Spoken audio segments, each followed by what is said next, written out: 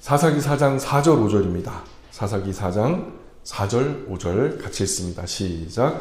그때에 랍비돗의 아내 여서지자 드보라가 이스라엘의 사사가 되었는데 그는 에브라임 산지 라마와 베델 사이 드보라의 종려나무 아래에 거주하였고 이스라엘 자손은 그에게 나아가 재판을 받더라. 아멘.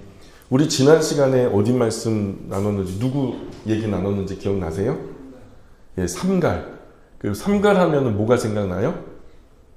예, 소몰이 막대기. 예, 소몰이 막대기. 그 전에는요, 누구였죠? 예, 에훗. 에훗 하면 뭐가 생각나죠? 왼손잡이. 왼손잡이가 진짜 왼손잡이가 아니라 장애, 오른손에 아마 장애가 있었을 거다, 이렇게 생각했죠. 또 첫 번째 사사는 기억나세요? 온니엘, 그죠? 온니엘. 오늘은 이제 네 번째 드보라에 대한 이야기를 나누려고 해요. 에훗 이후에, 그 에훗과 삼갈 이후에 80년의 조용한 평화가 이스라엘에 있었는데 이스라엘이 또다시 범죄하죠. 그래서 그 결과 20년째 아주 긴 고통의 시간을 보내고 있었어요. 그래서 4장 2절 볼까요? 4장 2절 같이 읽어봅니다. 시작. 여호와께서 하솔에서 통치하는 가나안 왕 야빈의 손에 그들을 파셨으니 그의 군대 장관은 하롯의 탁고임에 거주하는 시스라요. 자, 이번에 이스라엘을 압제하는 대적이 누구죠? 가나안 땅 하솔 왕 야빈이라는 사람이에요. 하솔 왕 야빈. 예, 가나안 땅 하솔 왕 야빈은요, 특징이 있어요. 뭐가 있냐? 군사력이 있어요. 우리 지금 북한에서는 핵이 있다고 막 그러잖아요. 근데 그때 당시 이스라엘은 총동기 문화인데, 예, 이들은요, 이제 벌써 철기 문화예요. 그러니까 같은 구리검하고 철검하고 맞닥뜨리면 구리검은 댕강 잘라지는데 철검은 강인하잖아요. 강철검이니까. 그런데 그때 당시 야빈에게는 철병거가 900채나 있었대. 900대를 가졌다. 이 말은 한마디로 말해서 아주 강력한 군사력이 있었다. 아주 강력한 군사력이 있었다. 4장 3절 시작. 야빈 왕은 철병거 900대가 있어 20년 동안 이스라엘 자손을 심히 학대하였으므로 이스라엘 자손이 여호와께 부르짖었더라. 예, 그래서 2절에 보면은 하나님은 하솔 왕 야빈 손에 이스라엘 백성 파셨다 하잖아요. 파셨다. 뭐 하나님이 무슨 백성을 팔았다 샀다 그러시나요? 예, 왜 그러냐면 가나안 왕 야빈의 손에 그들을 파셨다. 이 말은요, 사실요, 고대 히브리어가 표현하기가 참 어려워요. 이런 정황을. 그래서 문맥상에 현재 정황으로 가지고 와서 이것을 다시 우리의 수준에 맞게, 우리의 그 상황에 맞게 해석하는 것이 참 중요해요. 그래서 이것을 어떻게 보시면 좋으냐면 하나님께서 이스라엘을 향한 보호의 손길을 거두셨다. 왜냐하면 이들이요, 하나님을요, 자기들의 하나님으로 바르게 섬겼으면 문제가 안 돼요. 근데 그 이스라엘의 하나님을 섬기면서 동시에 그 가나안 땅의 농경사회의 그 우상, 신이었던 바알과 아세라 목상을 섬기는 일에 늘 달려가거든요. 틈만 나면 달려가거든요. 쉽게 말해서 내 아들, 딸들이요, 옆집 아저씨가 내 아버지다, 내 어머니다, 이렇게 달려가는 꼴과 뭐가 달라요? 그러면은, 야, 옆집 아저씨한테도 학비고 뭐고 다 해달라 그래. 그러면 그렇게 막 화가 치밀잖아요. 예. 나보다, 내 친부모인데, 너를 낳아준 부모인데 나보다 잘 못하면서, 나한테는 잘 못하면서 옆집 아줌마 아저씨한테 잘하면 화가 나야 안 나요? 예, 아주 그냥 분노가 치밀잖아요. 그러니까 거기 가서 다 해달라 그래. 그러는 것처럼 하나님께서 그들을 향한 보호의 손길을 거두신 거죠. 하나님 인격이신데 그 분노라는 감정을 만드신 분이요, 분노를 못 느끼실까요? 그런 성경에 그런 구절 있잖아요. 눈을 만드신 분이 보지 못할까요? 귀를 만드신 분이 듣지 못할까요? 그렇죠? 분노라는 감정을 만드신 분도 분노를 하시는 분이세요. 인격적인 분이라는 그런 게 그런 거예요. 인격적이라는 게 어떤 환상을 보고 음성을 듣고 뭐 기적을 행하고 그런 하나님을 만났다고 해서 그게 인격적인 하나님이라고 부르는 게 아니라 우리와 똑같은 성정에 그분도 화를 내시고 토라지기도 하시고 서운해도 하시고 실망도 하시고 좀 우리들의 어떤 잘못된 행실에 정말로 많이 침울해도 하시는 그런 분이라는 것을 성경을 통해서 우리가 인격적으로 만나는 거죠. 아, 그런 하나님이 그 사랑하는 외아들을 우리를 위해 주셨고 그 아픔을 다 감수하시면서까지 우리에게 구원의 길을 여셨다라는 것을 창세기로부터 계시록까지 구원의 역사를 통해서 맥락상 한눈에 우리가 다 이해하게 되면 정말 그 크신 하나님의 사랑 말로 다 형용 못하는 거죠. 하늘을 두루마리 삼고 바다를 먹물 삼아도 다 기록할 수 없게 되는 거죠. 그렇게 하나님을 만났을 때 우리는 하나님을 인격적으로 만났다라고 말하는 거거든요. 하나님이 인격적으로 이들을 대하셨어요. 이스라엘 백성들을 인격적으로 대하시고 출애굽 순간부터 지금까지 어떻게 이들을 이끄셨는지 누구보다도 그들의 조상, 그들의 아비 어미들이 그리고 그들 자신이 너무나 잘 알거든요. 근데 이것이 신앙이 여호와 하나님의 행하신 일들을 그대로 전달해야 할 사명을 가진 이스라엘의 부모들이요, 게을리 해가지고 이스라엘의 하나님이 어떤 분인지를 모르는 거예요, 후손들이. 그러니까 하나님을 떠날 수밖에 없죠. 그리고 당장에 눈에 보이는 신상이 있고 신전이 있는 그들의 신상으로 달려가가지고 그 앞에 절하는 것이 훨씬 더 현실감 있죠. 그러니까 이스라엘 백성들이 틈만 나면 보이는 신들, 우상들에게 달려가서 농사 잘 되게 해달라고, 가물면 비 오게 해달라고 막 그러면서 계속 그냥 그 농경사회의 신들에게 달려가니까요. 그래서 하나님께서 이스라엘을 가나안 땅 야빈의 손에 파셨다라고 하는 말은 보호의 손길을 거두셨다. 너희가 나를 거절해? 나를 무시해? 나를 섬기지 않아? 언약을 지키지 않아? 오히려 그들에게 부탁을 해? 손으로 만들어 놓은 그리고 깎아 만든 그 우상들을 너희 하나님이라고 섬겨? 그럼 걔네들 보고 해달라 그래. 나는 그러면 여기서 멈춰 있을게. 그래, 너희 원하는 대로 그들 보고 도와달라 그래. 나는 도움의 손길을 거둘 거야. 억울해서 못하겠어. 그런 거죠. 그래서 하나님의 보호의 손길이 이스라엘 위에서 거두어질 때 이스라엘에게 어떤 고통스러운 일이 벌어질지 하나님은 너무 잘 아세요. 부모님이요, 내 자녀들이요, 옆집 아줌마 아저씨한테 가가지고 학대 안 당하면 다행이죠. 알아요. 근데 얘가 교훈이 필요하거든요. 지 부모가 귀하다는 교훈이 필요하거든요. 그래서 잠시 부모님이 손을 거둘 수도 있는 거죠. 지금 이스라엘 백성들 향한 하나님의 마음이 그래요. 제발 좀 다른 대적들이 압제를 하고 그 신들에게 절을 하지만 그 신들이 너를 보호해주지 못한다는 것을 알고 처절하게 깨닫고 다시 나에게로 돌아와 본래의 너희 하나님 여호와께 좀 바르게 옳은 자리로 돌아와. 그래서 내가 너를 도울 수 있도록. 이것이 하나님의 마음이거든요. 그래서 그런 마음의 교훈을 얻기까지, 영혼의 교훈을 얻기까지 하나님 철저하게 상관하지 않으시고 내버려 두시는 거예요. 근데 그러다가 이들이 깨닫게 되죠. 그래, 늘 우리를 건져주신 분은 여호와 하나님이셔. 그리고서 하나님 하면서 이들이 압제하에서 울부짖게 될 때 하나님은 그들의 목소리를 들으시고 한 구원자를 보내셨단 말이에요. 그게 바로 사사였고요. 그래서 결론적으로 가나안 땅 하솔 왕 야빈이 자신의 백성을 압제할 때 하나님 보호하지 않으시고 그들의 원대로 내버려 두신 거죠. 20년 동안이나. 하나님이 왜요? 무엇 때문에 자기 백성을 이렇게까지 하셨을까요? 4장 1절 보세요. 4장 1절 같이 읽어봅니다. 시작. 예, 에훗이 죽으니, 에훗이 누구죠? 예, 삼갈 이전에 전사사예요. 전사사가 죽으니까 이스라엘 자손이 또 80년의 평화 끝에 또 하나님 목전에서 악을, 여기서 또 이게 중요한 거예요. 또 여호와의 목전에 악을 행했다. 예, 이스라엘 백성이 옛버릇 악한 습관 버리지 못하는 거예요. 그 악한 습관이 뭐죠? 하나님 아닌 다른 신에게 달려가는 거예요. 다른 신을 의지하고 다른 신에게 도움을 요청하는 거예요. 그래서 여전히 그 우상 숭배를 반복하고 있는 거죠. 그래서 하나님은 진노하시는 거고요. 그래서 가나안 땅 하솔 왕 야빈은요, 아주 거칠고 강하고 심각하게 이스라엘 백성들을 괴롭히고 학대하고요. 20년 동안. 그래서 내 나라라 못하고 괴로움을 견디다 못해 이스라엘 백성이 또다시 어떻게 살아날 길이 없나 하다 마지막으로 선택하는 것이 늘 여호와 하나님이에요. 하나님 하면서 부르짖는 사람이 있었던 거죠. 그랬더니 3절. 자, 4장 3절 시작. 야빈 왕은 철병고 900대가 있어 20년 동안 이스라엘 자손을 심히 학대했으므로 이스라엘 자손이 여호와께 부르짖었더라. 적당히 학대하면요 돌아올 생각도 안 해요. 그냥 학대하는 것에 익숙해져 가지고 그냥 노예 근성으로 그들 아래서 종속국가로 살아갈 뿐이죠.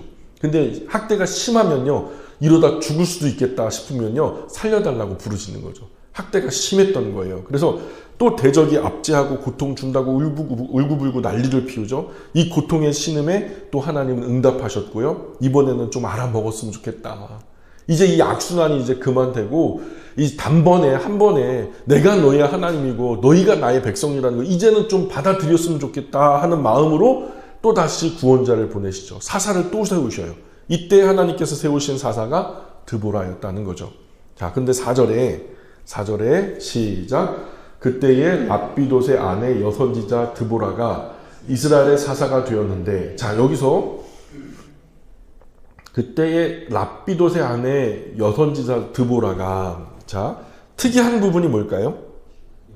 예, 하나님께 세우신 사사 드보라는 여선지자라고도 하고요. 그리고 사사인데 여자예요. 그러니까 여러분 선지자 중에서 여자였던 분 기억나시는 분 있어요? 없죠. 사사인데 여자였던 분 기억나시는 분 있어요? 없어요. 그러니까 최초의 여성 선지자요 여성 사사였던 분이 드보라예요. 지금 이스라엘 백성은 가나안 왕 야빈을 상대할 그 강한 지도자를 원하고 있어요. 뭔가 지금 난세예요. 이 나라가 망할지도 몰라요. 이럴 때는요 그저 그냥 뭐 육척 장군 이 골리앗처럼 떡대가 이만하고요 누가 봐도 이스라엘을 강하게 이끌 만한 남성다운 지도자, 이런 지도자를 원하고 있을 거예요. 그렇잖아요? 그런데 이런 상황에서 여성 사사를 세우시다니요? 예? 이런 상황에서 여성 사사를 세우시다니요? 그때나 지금이나 여성에 대한 차별이 편견이 컸어요. 지금이 여성에 대한 편견이 클까요? 그때가 여성에 대한 편견이 클까요? 그때가 훨씬 컸겠죠. 지금 그래도 여성에 대한 어떤 의식이, 존엄의 의식이 좀 있어요. 그때는요, 여성은요, 숫자를 헤아릴 때 수에 칠 가치가 없다고 해서 헤아리지도 않았어요. 개수에도 안 넣었단 말이죠. 근데 이런 당시에 하솔 왕 야빈에게 압제를 당하고 있었던 이런 난세였기 때문에 여성에 대한 차별은 더욱 컸겠죠. 왜냐하면 전쟁이 나잖아요. 그러면 가장 약한 사람들부터 당하는 거예요. 그게 아이들이고요, 노인들이고요, 여자들이에요. 전쟁이 나면요, 여성들은 그냥 먹잇감인 거예요. 그러니까, 그런데 그런 난세에 여성을 사사로 세우셨다? 야, 이거 뭔가 하나님 실수하신 것 같죠? 그 시절, 이런 이스라엘 백성이 드보라를 사사로 인정하고 순순히 따라줄 수 있었을까요? 예? 하필이면 하나님 왜 여자를 세우셨을까? 오히려 막 삐딱하게 그냥 비아냥거리고 막 삐죽하게 보고 그러지 않았을까요? 또한 가나안 땅 하솔 왕 야빈이요 이스라엘 지도자가 세워졌다는 거야. 야, 그들의 하나님 여호와가 이스라엘의 지도자를 새로 세우셨다 하면서 나중에 첩보를 통해서 알고 보니까 누가 세워진 거예요? 여성 지도자가 세워졌다는 거죠. 그러면 여성 지도자가 세워졌다는 것을 알면 야빈은 또 어떻게 생각할까요? 예? 아주 비웃고 대놓고 무시하지 않았을까요? 왜 하나님은 이런 급박한 상황에서 여성을 사사로 세우셨을까? 이전에도 이런 일은 없었잖아요. 이스라엘 백성 유난히 자존심과 명예를 중시하던 사람들이에요. 아주 가부장적이고요. 우리나라랑 비슷해요. 이 정서가. 어떤 서열을 따지고요. 가정의 위계 질서를 따지고요. 높은 어른들을 굉장히 중요하게 여기고요. 그 중에서 여자들은 종속적인 개념인 거예요. 여필 종부. 예. 아버지 그냥 남편 따라가. 아버지 따르다가 이제 결혼하게 되면 남편 따르는 것이 기본적으로 그런 이 문화가 우리랑 비슷하단 말이죠. 근데 왜 이런 시절에 이 어려운 때에 대적도 비웃을 만한 그리고 국민도 따르지 못할 그런 여성을 사사로 세우셨을까? 예, 그런데 그런 사람들 가운데 여성인 사사 드보라는 어떻게 이들을 이끌어 갔을까요? 드보라는 몰랐을까요? 자기가 그 사람들에게 이스라엘 백성들에게 어떻게 여겨질지? 아마 드보라 자신도 알았겠죠. 그래 알았을 거예요. 그래 참 하나님께서 사사를 여성인 드보라로 세우신 특별한 이유가 있어요. 우리는 당시 상황을 생각하면서 우리 하나님의 심정을 좀 찾아내야 돼요. 도대체 하나님 어떤 의도로 이런 일을 하셨을까? 사람은 편견이 있어요. 그쵸? 여러분 편견 없는 것 같죠? 나는 쿨해. 나는 좀 깨어있어. 계몽된 사람이라 나는 편견이 없어. 그런 분도 편견이 있어요. 근데 하나님은 편견이 없어요. 왜냐하면 다 아시니까. 그러니까 이 하나님은 편견 없이 일꾼을 사용하시죠. 일꾼을 하나님의 일을 하려고 누군가를 세우실 때 남녀노소가 문제가 되지 않아요. 빈부 귀천이 문제가 되지 않아요. 배움의 많고 적음이 문제가 되지 않아요. 아멘입니까? 예. 유대인과 이방인 사용하실 때도 편견이 없으세요. 그러니까 하나님 보시기에는 그 누구라도 합당한 사람이라면 이방인 중에서도 이스라엘 사람 중에서도 그리스도인 중에서도 심지어는요 다른 종교인 가운데서도 그렇죠? 우리 지난 시간에 말씀 나눴잖아요. 그죠? 그런 것처럼 얼마든지 그분의 손에 들려져 얼마든지 쓰임받을 수 있는 거예요. 그 누구라도 적당하다고 하는 사람은 편견 없이 그것을 사사 드보라를 통해서 우리에게 보여주시는 거예요. 하나님은 편견이 없으시다. 하나님은 편견이 없으시다. 두 번째는 사사 드보라의 열정을 넘어서는 사람이 없었다는 거죠. 예나 지금이나 하나님은 누구를 쓰시냐면 하나님께 헌신된 사람을 쓰시는데 헌신된 그 열정이 작고 큰 규모가 있다면 그 열정이 더 뛰어난 사람을 쓰시는 것을 하나님 즐거워하세요. 근데요 이 시절에 사사 드보라만큼 뜨거운 열정을 가진 사람이 없었던 게죠. 그래서 당시 이스라엘 상황을 이끌 만한 영성과 지도력을 가진 사람은 드보라뿐이라고 하나님은 여기셨기 때문에 드보라를 들어 쓰신 거예요. 드보라보다 더 뜨거운 영성의 소유자, 하나님을 갈망하는 하나님의 도구가 있었다면 하나님은 그 사람을 쓰셨을 거예요. 이 말은요, 하나님은 드보라가 가장 적절하다 생각하셨기 때문에 드보라를 주님의 손에 드신 거란 말이죠. 그래서 4장 5절 보세요. 4장 5절 시작. 그는 에브라임 산지 라마와 베델 사이 드보라의 종려나무 아래 거주하였고 이스라엘 자손은 그에게 나아가 재판을 받더라. 아멘. 자 보세요. 드보라는요 하나님이 세워주신 자리에 굳게 서서 본분을 감당해요. 하나님이 어느 날 그에게 너는 이스라엘의 사사다. 사사라는 말이 판관이라는 뜻이거든요. 이게 판사. 그러니까 너의 백성들이 너에게 쫓아올 때 너는 그들을 판단해서 시시비비를 가려줘야 하고 대체적으로 외부에서 대적들이 일어나서 그 백성들을 압제하고 착취할 때 너는 나서서 그들을 구원해야 할 구원자가 되는 것이다. 하나님께서 그들의 사명을 그렇게 주셨단 말이에요. 자, 그래서 드보라는요 하나님이 세워주신 그 자리에서 아주 성실하게 진실하게 자신의 본분을 감당했어요. 왜냐하면 오늘 우리가 읽었던 이 본문에서 그 말씀이 나와요. 주신 지혜와 위치에서 이스라엘 자손의 판관이 돼서 백성을 이끌고 있어요. 이는 사사 드보라의 지혜와 지도력을 나타낸 부분인데요. 지금 여기 보시면은 드보라의 종려나무라는 말이 있죠. 드보라의 종려나무라는 뭐 품종이 있어요? 종려나무 품종이 드보라 그 종려나무라는 게 있어요? 왜 이런 별명이 붙여졌을까요? 드보라가 늘 그 종려나무 아래에서 이스라엘 백성들에게 시시비비를 가려주면서 자신의 본분을 잘 감당하다 보니까 그냥 종려나무였는데 드보라 사사가 늘 일을 하는 그 종려나무, 그러다가 나중에는 드보라의 종려나무 이렇게 이름이 붙은 거죠. 6절부터 9절까지 볼까요? 조금 긴 구절인데 여러분 성경책으로 읽으셔도 좋고요. 보이시면은 이 구절을 따라 읽으시면 좋겠어요. 시작. 드보라가 사람을 보내어 아비노함의 아들 바락을 납달리 게데스에서 불러다가 그에게 이르되 이스라엘의 하나님 여호와께서 이같이 명령하지 아니하셨느냐? 너는 납달리 자손 스불론 자손 10,000명을 거느리고 다볼산으로 가라. 내가 야빈의 군대 장관 시스라와 그의 병거들과 그의 무리를 기손 강으로 이끌어 내게 이르게 하고 그를 내 손에 넘겨주리라 하셨느니라. 바락이 그에게 이르되 만일 당신이 나와 함께 가면 내가 가려니와 만일 당신이 나와 함께 가지 아니하면 나도 가지 아니하겠노라 하니 이르되 내가 반드시 너와 함께 가리라. 그러나 내가 이번에 가는 길에서는 영광을 얻지 못하리니 이는 여호와께서 시스라를 여인의 손에 파실 것입니다 하고 드보라가 일어나 바락과 함께 게데스로 가니라. 아멘. 자, 드보라가 하나님 음성 듣고 전쟁을 주도해요. 자, 하나님께서 앞서 그 전투가 어떤 전투인지를 미리 안내를 주셨죠. 드보라가 그것을 알아요. 그리고서 바락에게 이야기를 하는 거죠. 여기서 주목할 것은 드보라가 대단한 영성의 소유자였다는 거예요. 아주 섬세하게 하나님의 지도를 받죠.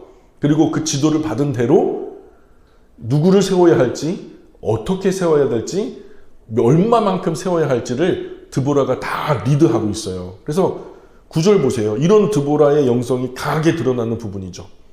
거의 하나님과 직접적으로 실시간 소통하는 것. 그러나 그 소통을 넘어서 아주 세밀하게 하나님의 안내를 받고 또한 자신도 다른 사람들에게 그런 안내를 주는. 그래서 드보라, 최초의 여성 사사로 랍비돗의 아내였다. 4장 4절에 보면 그때의 랍비돗의 아내 여선지자 드보라가 이스라엘 사사가 되었는데 데보라 원래 발음은 데보라인데요. 이름의 뜻이 뭔지 아세요? 데보라의 이름의 뜻. 데보라. 한번 찍어 맞춰 보세요. 꿀벌이라는 뜻이에요. 꿀벌. 당시에는 일반적으로 부지런하다, 지혜롭다 하는 그런 상징성을 갖는 그것이 이제 꿀벌이었다고 해요. 그러니까 그만큼 성실하다, 그만큼 지혜롭다 그런 이름으로 이제 지은 거죠. 드보라는 에브라임 산지 라마와 베델 사이에서 드보라의 종려나무 아래 거주했다 이렇게 기록되고 있어요. 자, 그래서 항상 드보라는 이 종려나무 아래서 온종일 백성을 돌보던 것을 기념하기 위해 붙여진 이름이죠. 그 평범한 종려나무가 드보라의 종려나무라고 별명이 붙을 때까지 드보라는 얼마나 그 자리를 책임감 있게 잘 지켰을까요? 드보라의 남편 랍비돗은요, 어떤 인물인지 밝혀지는 바가 없어요. 다만 그 이름이 라피토트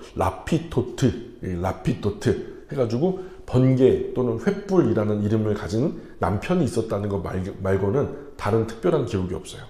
또 두 번째로 우리가 생각해 볼 것은 지금 이스라엘은요, 가나안 왕 야빈의 손에서 20년째 괴롭힘을 당하고 있다는 거예요. 이때 드보라가 바락을 앞세워서 야빈과 전쟁을 하려고 가죠. 드보라는 바락에게 명령하기를 납달리 자손, 스불론 자손 1만 명을 거느리고 다볼산으로 가라 지시를 하죠. 그런데 6절 보세요. 6절 방금 읽었던 부분이에요. 시작.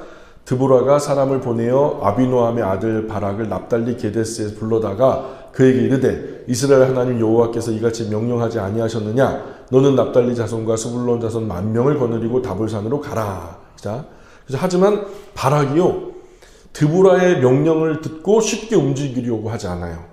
왜 그랬을까요? 여자라고 그럴 수도 있을 거예요. 근데 분명히요, 하나님께서 그를 리더로 세우셨다는 것은 이스라엘 백성이 다 알아요. 왜냐하면 그에게 와서 시신비를 가리기 위해서 재판을 받았다는 것을 보면 그의 리더십이 있었다는 것을 우리가 잘 알아요. 그런 것 같지는 않아요. 여자이기 때문에 뭐 그런 것일 수도 있지만, 근데요, 제가 가만히 생각해 보니까 가나안 야빈의 군대는 몇이었는지 아세요? 10만이었어요. 10만. 그런데 지금 여기서 이스라엘 군대 가운데서 몇을 세우라 하죠? 1만. 그러면 10만 대 1만이면 몇 대 몇 싸움이에요? 전도사님 몇 명하고 싸워서 이길 수 있어요? 1대 몇으로? 17대 1 그거 뭐 그 전설 같은 이야기도 있지만 일반적으로요, 한 사람하고 맞서 잘 싸워서 이기면 두세 사람 이길까? 싸움을 잘하는 사람도요, 한두 사람 싸워 이기기가 힘들어요. 근데 10대 1로 싸우다니요. 예? 이런 전쟁은요, 당연히 망설여지죠. 10대 1로 나가서 싸워라 그러면 망설여지지 않겠어요? 이런 전쟁은 사실 죽으러 나가는 거죠. 예, 죽으러 나가는 거죠. 상식적으로 봐도 절대 상대가 되지 않는다는 거 상식적으로 아는 거예요. 이 나가면 그냥 딱 그들의 밥이 되겠구나. 선뜻 용기가 나지 않았던 바락은요, 야, 뭐 까짓 거 나가는 건 나가는 건데 나 혼자 죽기 어렵다는 거죠. 용기가 안 나는 거예요. 그래서 누구를 끌고 나가려고 그래요? 드보라, 같이 나갑시다. 당신 같이 나가면 나도 나갈게. 그래서 8절에 뭐라 그래요? 같이 읽어볼게요. 시작. 바락이 그에게 이르되 만일 당신이 나와 함께 가면 내가 가려니와 만일 당신이 나와 함께 가지 아니하면 나도 가지 아니하겠노라. 이런 말이에요. 하나님이요 이것을요 되게 용기 없게 보셨어요. 야, 너에게 돌아갈 영광 이제 없어. 그죠? 그래서 바락의 요청에 드보라는 함께 가겠다고 하고요. 그러면서도 이 때문에 바락은 큰 영광을 놓치게 돼요. 드보라는 하나님께서 하실 일들을 아주 소상하게 설명해 줍니다. 9절 보세요. 시작. 이르되 내가 반드시 너와 함께 하리라. 그러나 네가 이번에 가는 길에서는 영광을 얻지 못하리니 이는 여호와께서 시스라를 여인의 손에 파실 것임이라 하고 드보라가 일어나 바락과 함께 게데스로 가니라. 자, 다볼산에서 만났어요. 대적들과. 그래서 이스라엘 1만 군사는 드보라의 작전 지시에 따라 일제히 움직이는데요. 이스라엘 군대는 다볼산 꼭대기에서 아래쪽으로 공격을 하고요. 대적들은 저 산 아래에 있어요. 자, 고대 전투에서요. 위에서 아래로 공격하는 게 유리할까요? 밑에서 위로 공격하는 게 유리할까요? 모든 산성은 다 어디 있죠? 위에 있죠. 계곡에 고립되면요. 그냥 죽는 거예요. 포위돼서 죽는 거예요. 높은 산성의 대부분 요새가 있어요. 그래서 지금 이 아이디어, 이 지혜를 누가 주냐면 드보라가 줘요. 그래서 하나님은 바락 앞에 시스라와 그 모든 병거, 그와 함께 온 군대를 바락의 칼날 안에 아주 그냥 혼비백산하게 만들죠. 정신줄을 놔버려요. 시스라도 정신을 못 차리고 도망가죠. 근데 15절에 보세요. 15절에 시작. 여호와께서 바락 앞에서 시스라와 그의 모든 병거와 그의 온 군대를 칼날로 혼란에 빠지게 하심에 시스라가 병거에서 내려 걸어서 도망한지라. 병거도 그 자기가 자랑하는 최고의 어떤 군사력, 철병거도 팽기치고 걸어서 도망갈 정도로 혼비백산한 거예요. 군대 장수가, 우리 식으로 하면 장군이, 전투를 지휘하는 장군이요 병거 내버려 두고 도망가서 걸어서 도망간 거예요. 그래서 드보라가 앞서 설명한 대로 시스라는 드보라의 군대를 피해서 헤벨의 장막 안으로 들어가죠. 여러분, 이 헤벨이 누구냐면, 이 헤벨이요 모세의 장인 아시죠? 이드로 기억나세요? 이드로의 자손 중에서 겐이라고 하는 사람, 여러분 아시죠? 그가 포도주를 입에 대지 마라 해가지고 그 자손이요 겐의 유언을 되게 중요하게 여기고 일평생 포도주를 입에 대지 않았다, 이런 기록이 나타나거든요. 그 의린, 그 조상의 유지를 받들어서 끝까지 자신의 경건한 삶을, 그래서 이들이 나중에 베두인족으로서 자손들이 돼요. 떠돌아다니는, 집도 절도 없이 가난하고 소박하게 살아라, 너희 집은 하나님 나라다 하면서 이제 그렇게 어쨌든 그 겐 족속 아래 후손에 헤벨이라는 사람이 있었던 거죠. 그리고 헤벨의 아내가 이제 야엘인데, 이 야엘이요 시스라를 죽여요. 이 뭐 어떻게 죽이냐면, 시스라가 너무 격렬한 전투 끝에 물을 좀 달라 그러니요 이 여인이요 야엘이 이 물보다는 몸에 영양이 좋고 좀 이렇게 편안한 엉긴 젖이라고 표현됐죠. 이게 뭐냐면, 어떤 때 젖이 엉겨요? 우유가 언제 엉겨요? 상하면, 아니 끓이면, 데우면은요 엉기거든요. 엷은 막 같은 게 생기면서 엉기잖아요. 그러니까 이것은 어떤 의미냐면, 그 젖을 끓인 거예요. 소독 차원에서 끓여가지고 이제 따뜻한 우유, 우리식으로 말하면은 따뜻한 우유를 내온 거예요. 잔뜩이나 그 격렬한 전투 끝에 몸도 마음도 많이 지쳐 있겠다. 따뜻한 우유를 마시면 어떻게 돼요? 졸며 잘새 되겠죠. 졸다 이제 잠이 들어버리죠. 그렇게 자는 동안에 헤벨의 아내 야엘이요 시스라의 관자놀이에 말뚝을 박아서 죽여버린 거예요. 이게 이제 그 성경의 그 장면을요 그림으로 이렇게 그린 거예요.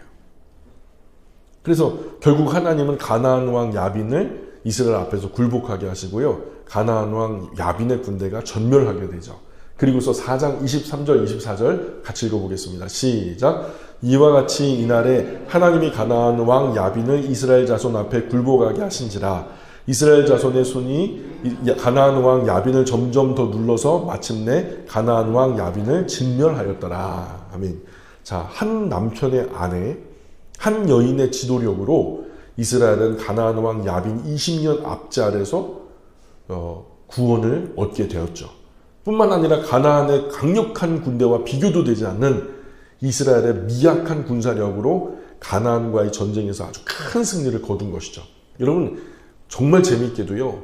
사사기의 모든 장면이 이와 같아요. 모두 미약해요. 여자도 약자잖아요. 군대도 10분의 1밖에 안 돼요. 근데 이긴대요. 여러분 나중에 그 유명한 기드온 전쟁 아시죠? 300명 가지고 그 대군을 물리친다니까요. 이게 앞서서도요. 오른손 마비 환자, 그쵸? 소몰이 막대기 하나로? 이런 식으로요. 정말 말도 안 되는 전쟁에서 대역전극을 펼치면서 하나님 이기게 하시는 것을 12번이나 반복하시는 이유가 뭘까요? 사람으로는 안 되지만 나로는 된다는 거예요. 너희들 그 우상이 너희 하나님이 아니고 내가 너희 하나님이라는 거죠. 좀 알아먹어라. 그러는 거죠. 그래서 이 또한 사람의 군사력이나 전략, 전술의 승패에 이유가 있는 것이 아니라 이스라엘과 하나님이 함께 하심으로 하나님께서 함께 하심으로 약한 것을 강하게 하셔서 사용하신다. 사사 드보라 한번 생각해 보세요.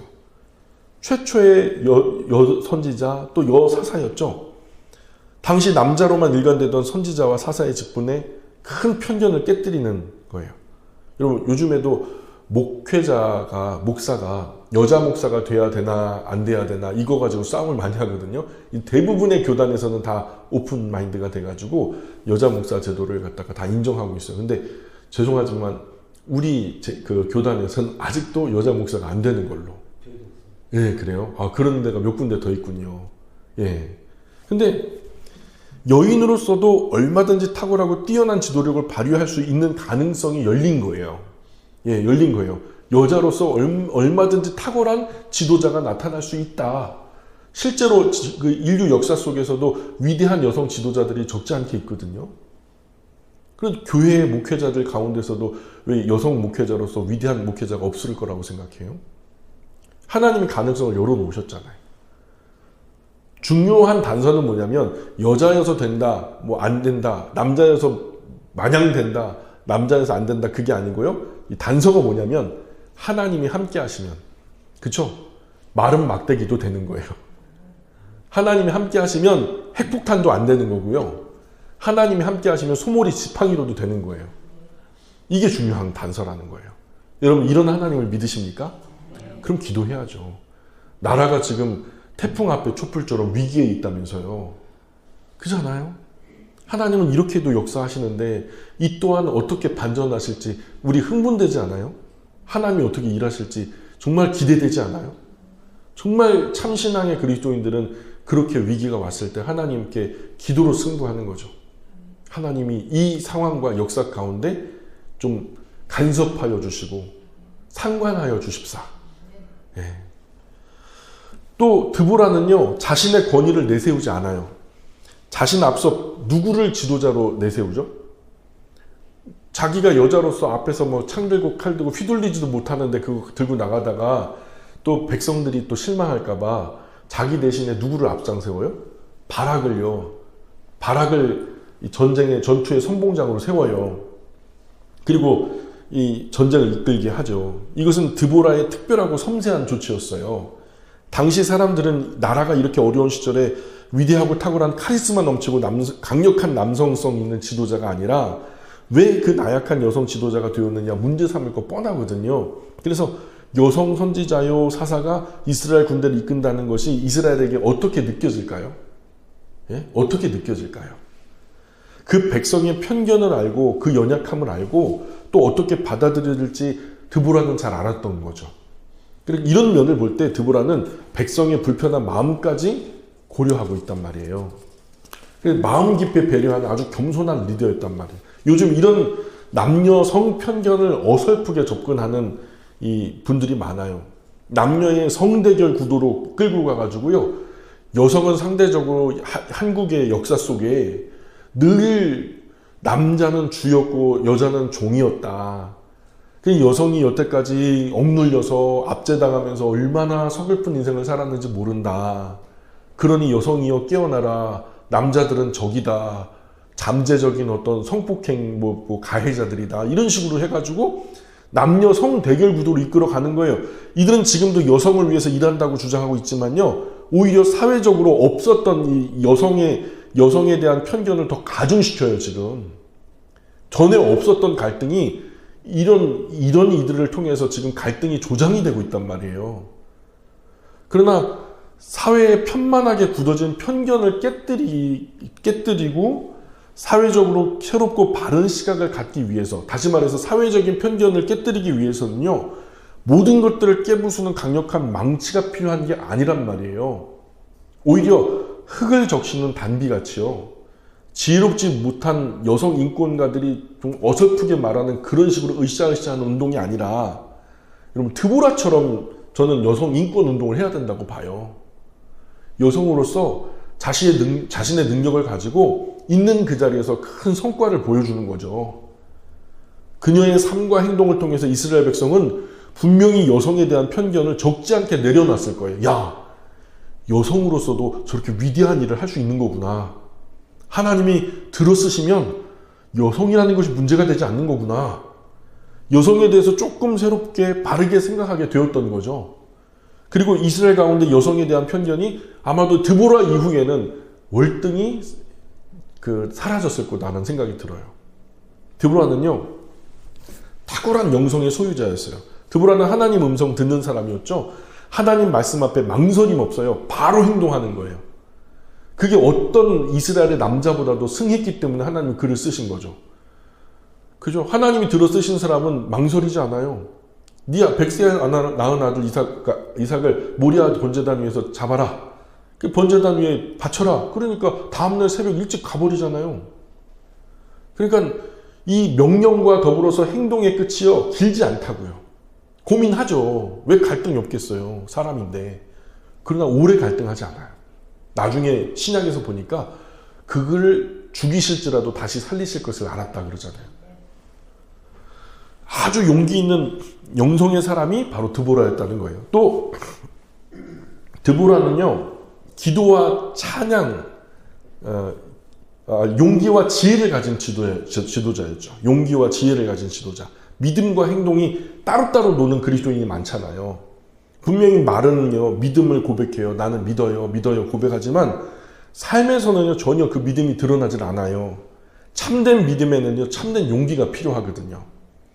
저는 항상 우리 영광 가족들 위해 기도할 때, 하나님 이들에게 참된 믿음을 허락하여 주시고 믿음을 수행할 수 있는 용맹한 용기를 허락하여 주십시오. 머리로서는 해야 된다는 거 알아요. 근데 하려고 하니까 용기가 안 나 못하는 사람들이 대부분이거든요. 근데 그것을 시행할 수 있는 용기를 달라고 제가 기도해요. 믿는 대로 행동하고 의심 없이 행동하는 큰 용기의 사람이 바로 드보라였죠. 주저하는 바락을 드보라는 거룩한 영향력으로 강력하게 이끌어가요. 드보라는 1만 군사로 10만 대적을 상대하는 담대함이 있었어요. 그 결과는 모르죠. 전략 전술에 있어서도 지혜로운 지도자일 때, 아까도 말씀드렸지만 다볼산 위에서 아래로 공격하라는 이런 아이디어, 어떤 기손간 아래쪽으로 공격하려 했죠. 위에서 아래로 공격하는 것이 유리하다는 것을 알았던 거죠. 또 기도와 찬양이 살아있는 지도자였다는 거예요. 드보라 5장 한번 보세요. 사사기 5장. 5장에 보시면 1절부터 31절까지 다 그의 그 찬송과 시예요. 예. 그 나중에 한번 댁에 돌아가셔서 이 사사기 5장 1절부터 31절을 한번 차분하게 읽어보세요. 여기서 읽어드리지 않을 거예요. 읽어드리려고 했는데 오늘 월삭 기도회 때문에 시간이 늘어져가지고 안 읽어드리고 댁에 돌아가셔서 한번 읽어보시되, 여러분 그 5장 1절부터 31절까지 읽는 동안에 여러분 드보라의 그 깊은 영성을 엿볼 수 있어요. 얼마나 하나님을 깊이 있게 신뢰했는가. 드보라는 하나님을 높일 줄 아는 신앙의 지도자였어요. 그가 그렇게 전쟁에 승리하고서도요, 자기는 겸손히 빠져요. 그리고 그 무대 위에 스포트라이트가 비춰지는 그 가장 영광스러운 자리에 자기는 빠지고 하나님이 그 자리에 서시도록, 하나님이 박수받고 하나님이 영광 받으시도록 드보라는 철저하게 자기는 그림자 뒤에 숨어요. 드보라는 이 찬양의 기도에서 이스라엘을 구원하신 하나님께 감사와 영광을 돌리죠. 많은 목회자요, 오늘날 많은 목회자, 많은 그리스도인이요, 하나님 영광을 가로채요. 그가 지잘났다고 그 자리에 선 게 아닌데 하나님께서 그를 높이 들어 사용하심으로 말미암아 그가 집중을 받은 것 뿐인데 하나님 영광 나타내지 않고 오히려 하나님 영광을 훔쳐요. 오죽하면요 개혁교회가요 목사교라는 오명을 얻을까요? 수많은 목사님들이 하나님의 손에 붙들려서 멋지게 쓰임 받는데 높이 들려 집중을 받으니까 자기가 잘난 줄 안다니까요. 하나님의 이름이 없어지고 누구 목사, 큰 대형교회, 중대형교회, 엄청난 영향력, 연예인처럼 그렇게 받들어지죠. 그러나 드보라는요 진짜 주인공을 진짜 주인공 되게 하죠. 진짜 주인공을 무대 중앙에 세우고 당연하고 마땅한 스포트라이트를 하나님께 비춰지게 하는 거예요. 그리고 모든 이스라엘 백성이 하나님께만 영광을 돌리게 하는 거죠. 그만큼 정직한 지도자였고요. 겸손한 지도자였다는 거예요. 드보라는 마음 도둑질하지 않아요. 마음 도둑질하지 않아요. 오늘 얼마나 많은 사람들이 하나님을 향하는 그 마음들을 도둑질하는지 몰라요. 또 전쟁에 헌신하고 희생한 사람들에게 복을 선언해요. 여러분 사사기 5장 15절로 18절 보면 이런 말씀이 나와요.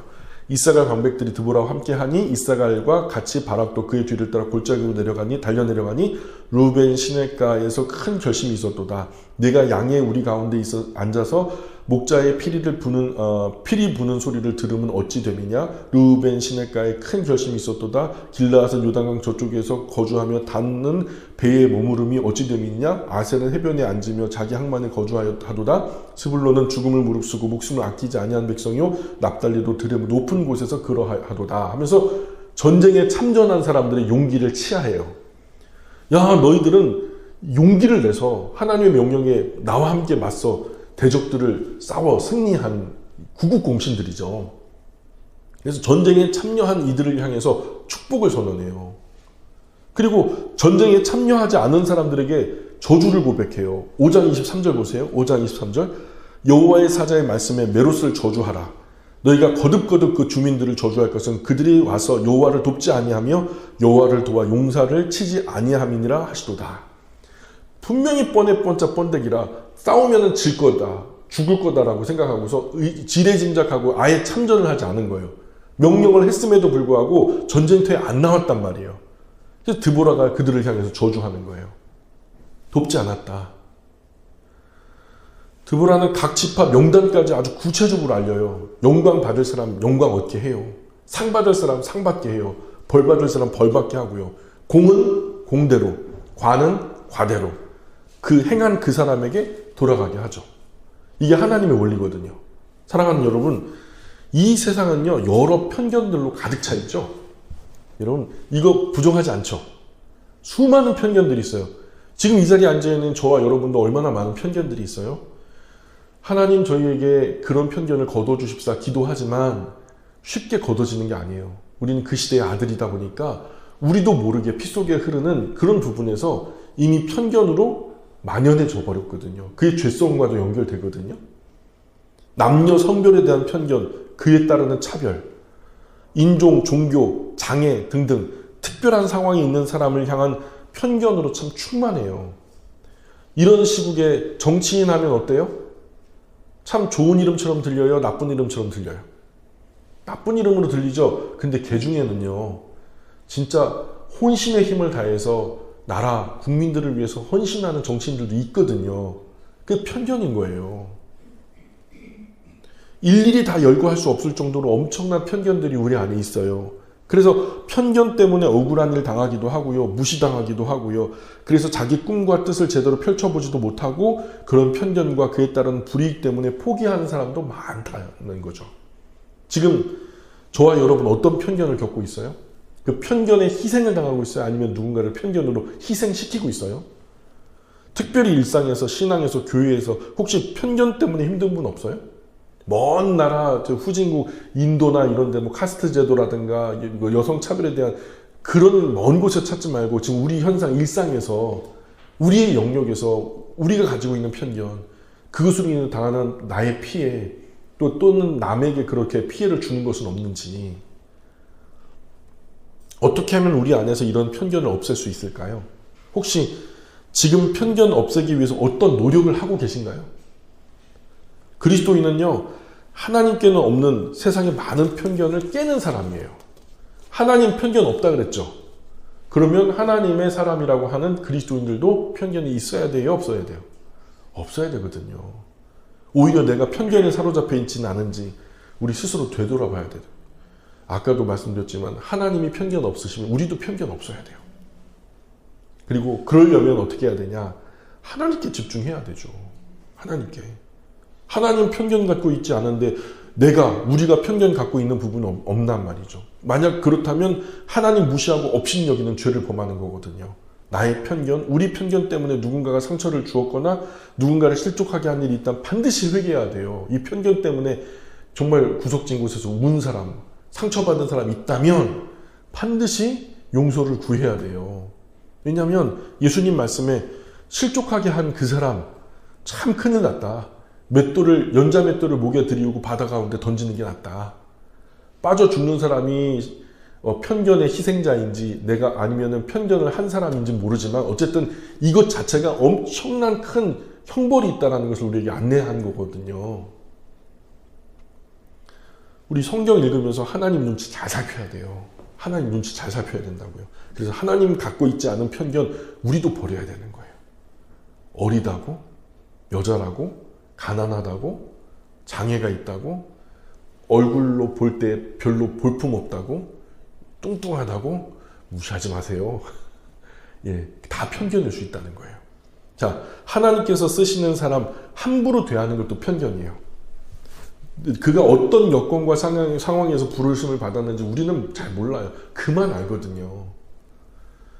또 하나님께서 그에게 어떤 일을 맡기셨는지 우리 함부로 판단할 수 없어요. 그 안에 세밀하게 역사하시는 하나님의 인도하심이기 때문에. 그런데 그런 목회자, 그런 사명자를 제멋대로 판단하는 것은 불신앙이죠. 우리 목사님 왜 저래? 저 선교사님 왜 저래? 그러면 안 된다는 거죠. 예.